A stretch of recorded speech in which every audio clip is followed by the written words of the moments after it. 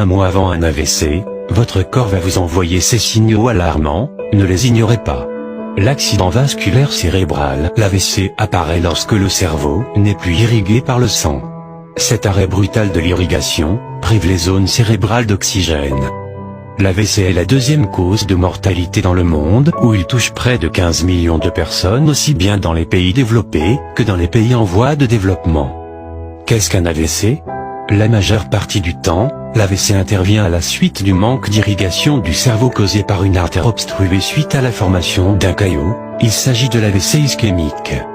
Il peut également être causé par une hémorragie cérébrale après la rupture d'un vaisseau sanguin.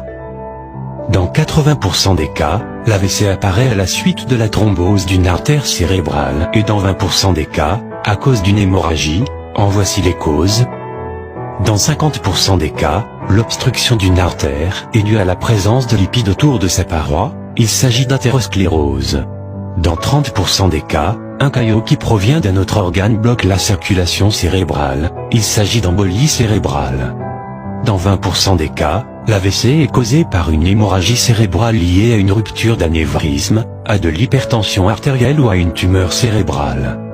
Il arrive également qu'une artère soit obstruée temporairement lorsque le caillot se résorbe rapidement sans entraîner de lésion. Il s'agit d'un accident ischémique transitoire, AIT. L'urgence de la prise en charge est aussi de mise car le risque de faire un nouvel AVC dans les 24 heures qui suivent est élevé. À la suite d'un premier AVC, le risque de rechute est estimé entre 30 et 43% durant les 5 années qui suivent la crise. Généralement, une personne sur 10 se remet totalement de l'AVC tandis que les 9 autres sont susceptibles de souffrir de lésions, qui seront plus ou moins importantes en fonction de la zone affectée et le délai de prise en charge médicale. Il est important d'être en mesure de reconnaître les symptômes d'un accident cérébral, car une prise en charge précoce permet de réduire le risque de mortalité de 30% et de limiter la gravité des séquelles. Les symptômes de l'AVC.